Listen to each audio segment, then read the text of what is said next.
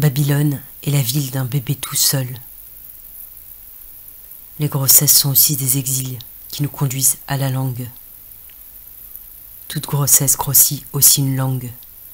Désormais la lune devra s'écrire sur le ciel de ces deux façons pleines et manuscrites dans le jamais ennemi des signes. Comme l'oiseau est l'ombre de l'oiseau, le ciel est l'ombre du ciel.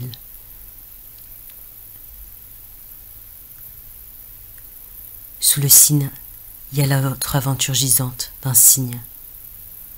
Babylone, les princes vivent sur un banc. C'est parce qu'on le change entre deux mains que l'or est signe si précieux. Or, peau, or. La forme du signe ne suffit plus. Il faut aller l'écrire dessus, acharner le signe, sur le signe. Si le signe est ce qui s'annonce soi-même, c'est quand on la déracine que la fleur devient cadeau et signe. Je l'ai choisie entre toutes pour toi, celle-ci. J'ai regardé longtemps Jésus tordu sur les genoux de sa mère dans Babylone, maudite sœur noire de Jérusalem. Écrire, c'est jouir en silence de la grande entraide des signes qui se donnent et font de la lumière et l'obscur. Ou alors, écrire, c'est être un peu plus triste que ses frères. Si les signes ne sont jamais égaux, mais non plus n'ont jamais un or propre, le cours et le poids changent selon l'instant. Babylone, où déjà son rêve, son grand signe vil. Partout autour de l'œil, Babylone. La terre surveille ses dieux. Nos scènes hydroalcooliques. J'ai longé Babylone par son anneau le plus éloigné du cœur, pour depuis Babylone, voir Babylone. Contempler dans ma sidération l'interaction des signes, la vie se faire.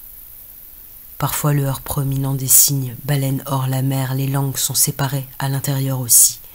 Comme dans les dessins des livres d'enfants, on voit un banc de poissons sur une page et le banc de poissons sur la suivante, mais cette fois dans le ventre, avalé vivant. J'ai regardé le souffle d'hélicoptère et le slalom nuage. Je veux être ta babylonienne, mésopotamienne. Lire, écrire n'apprend rien sur qui écrit. Et on perdrait son temps à chercher le visage des signes. Tout au plus pourra-t-on dire que l'enfant dont le père est pêcheur ne dit pas « je cueille des fleurs » mais « je pêche des fleurs ».